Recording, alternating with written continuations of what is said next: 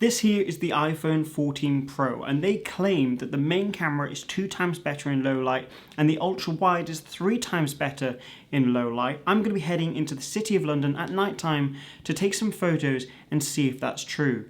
Now, all of the photos in today's video are edited in my preset. There's a link in the description to get access to that if you'd like. And there's also a couple of raw photos if you'd like to try editing them for yourself. If you do, make sure you use the hashtag Opticalwander over on Instagram, where you can show me the content you're creating. And at the end of this video, we'll actually go through that hashtag and review some photos. Okay, so the first location we're going to go to with the iPhone 14 Pro is here with these neon lights.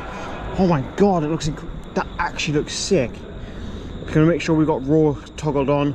So all of the photos are going to be shot in RAW, and I'm going to be editing them with my presets, which are in the link in the description.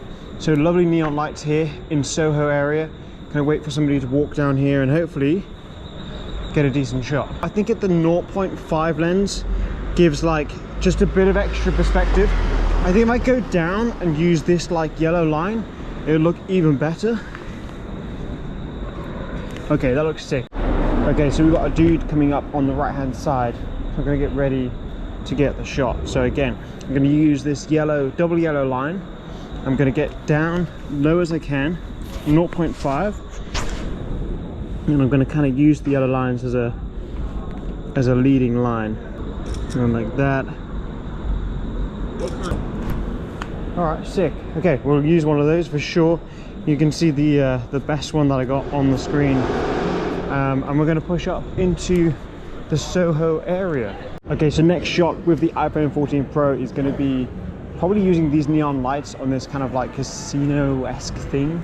Again, kind of simple, using this as a leading line. I'm going to wait for these people to walk through the frame, and just going to get as low as we can, using it as a leading line like this. So I think for a good starting point, we've got 2 images there that are a good starting point as I kind of get my eye in, be able to get some better perspective, some better images. I'm going to head down this way. There's a neon sign that I kind of want to get a shot of. Okay, so the road that the neon sign is on that I want to use for the iPhone 14 Pro is on Old Compton Street. And basically, it's over here. It's like a peep show store, but it's the neon lights that are sick, and you can already see them. I just want to see how I can kind of use the camera to get like, I don't know, get something here. We'll see. There's a little bit of a reflection on the floor. Maybe we can use this bike or something, but we'll see. I think we'll go 0.5 to start with. Maybe we kind of go down like this. So I'm going to use the bike frame, loads of lighting, and then the lighting coming off there as well. I'm going to tap on the screen, scroll down slightly to just change the exposure.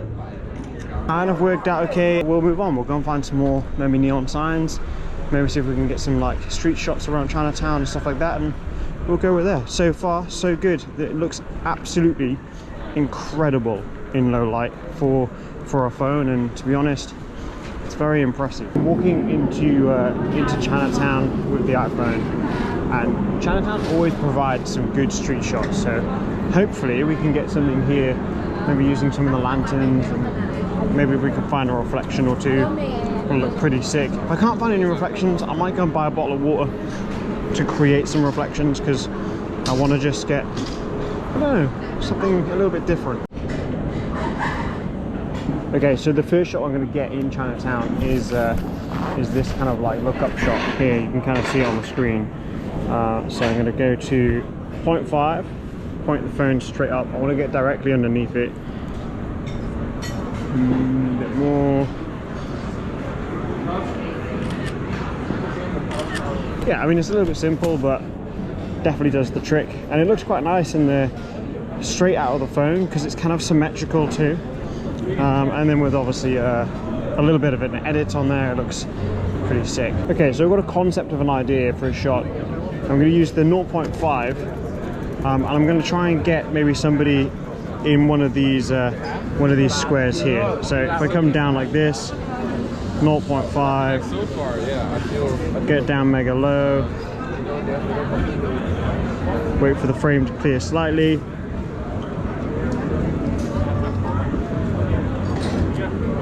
More like that. See if I can focus through that actually, that looked nice. Okay, just waiting for someone to go through the frame. I'm just gonna focus lock actually so it doesn't change focus on me. How's that look? Hey, you know what? That's fucking sick. What a great shot. That's amazing. The versatility and the usability of a phone that you can just kind of just use wherever you want to use and whenever you want to do it. It's just so easy. You just whack it out your pocket, swipe, take the shot that you want, and you're like, there's so many there. Happy with the outcome. Especially if you do a little bit of an edit on it. It's so sick. In last year's iPhone video, I used this telephone box here. So I'm on the ×1. I'm going to touch and tap on the screen, scroll down, and we're going to get a little bit of a double, like a fake double exposure / reflection. And we're going to just wait for some people to go through the frame. How do I want to shoot this? Let's have a look. We're going to get 2 shots here. We're going to get one shot like this. Again, we're going to tap to focus, tap on the screen, scroll down to get the exposure. Some dude coming through now. Here he comes. Okay, and then the other one I'm going to get is I'm going to shoot through the phone box. Again, tapping on the screen, bringing it down. And what I mean by bringing it down is I'm tapping, dragging down, and it's changing the exposure of the image. I'm going to wait for some people to come through the frame and then take the shot, and fingers crossed it looks good. Let's go with that one. Bam, that looks pretty sick. Okay, I'm happy with how they all turned out there. We're going to move on and get a couple more maybe around Chinatown area, and then we'll move on to a different location. Okay, so up here there is a dude sat outside a restaurant smoking. I'm thinking maybe we can try the 3 times here to try and get like a street style shot. So we'll go 3 times, kind of come an angle away. Oh, that's nice. Actually, a really nice frame. Okay, so I've come down to Covent Garden with the iPhone 14 Pro. I think maybe a 3 times shot we can do here. I think that might work. Okay, so I get it all lined up. Stop. Bam. Change the exposure slightly. Honestly, this phone is incredible. Do I think it's worth it? I think if you have the iPhone 13 Pro, do I think it's worth upgrading? I don't know, it's difficult. I think potentially if you can budget for it, but if you have the iPhone 12 Pro or earlier, do I think it's worth upgrading? Yes, 100%. Or if you're coming over from Android, then yeah, 100%. There's a shot here of the dude in the bus stop 3 times, because I think it might look a bit better. Tap, come down a bit with the exposure. Yeah, that's sick. That's nice. Okay, so there's a bus going for the frame. We're gonna go 1 times. I'm gonna kind of pan with the bus as I take the shot. Whoa, that looks good. I'm gonna do more of that. That's on a phone. Guys, that's literally on a fucking phone. That's incredible. So because it's obviously low light, when you take a shot, the camera wants you to be steady, so then it has enough time to get the light into the sensor to make a sharp image. Now with a camera, a typical camera, where that works is it works with shutter speed. So with this, it's doing technically the same, but it's doing it with an algorithm rather than me physically changing buttons. So what that means is when it is low light, it's at a slower shutter speed. It means that the shutter, theoretically, is open for a longer period of time. So what that means is if I pan with the bus or the taxi or the subject in time with that and not make any movements, it will create a panning shot or a tracking shot, depending on where you live in the world. So it's a good thing to note when it gets into low light situations, you can try those types of shots out. Okay, so with that in mind, we'll go to 1 times again. There's a bus coming through the frame. We're going to take the shot and we're going to pan with the bus as it goes through the frame, creating the image on your screen. Okay, so you have that direct comparison. There's a bus coming through the frame. I'm not going to pan with it. I'm just going to take the shot as it comes into frame. So let's take the shot now, and you'll see the difference. So on the screen, you've got the one where you pan, where you track the subject, and one where you don't track the subject in low light with a phone, and you can quite clearly see the difference. Obviously, when you pan with the subject, it looks much better. It's more dynamic, it gives more depth, and the overall photo looks incredible in comparison to the one where you don't move at all and it's just a little bit blurry. Still a good photo, but not as good as it could be. So keep that in mind when you're trying to take photos in the city, when you're trying to take photos of like a taxi or anything like that, or a subject that's moving. Okay, got a 0.5 shot. The woman down there. A shot to what we did in Chinatown. I'm going to use this phone box here. We're going to shoot through this bit because the pane of glass on this side is all smashed, so it gives quite a cool effect. And we're going to go with the 2 times on this one. We've got a bunch of lights and greens, different colors going on. Use that dude there as a subject. Keep nice and still so it can. So look, you know what, it's not bad. With an edit, works pretty well, I think. Okay, so I'm going to get a couple more shots here, and then I'm going to finish up, I think, here on Piccadilly. So we're going to go with the 2 times or 3 times here with the driver. We'll go 3 times with the driver. Tap, slide down, take the shot. Maybe one person in the back. So bus coming through. Yeah, I'll do like a panning thing like I said earlier. So maybe one with a taxi.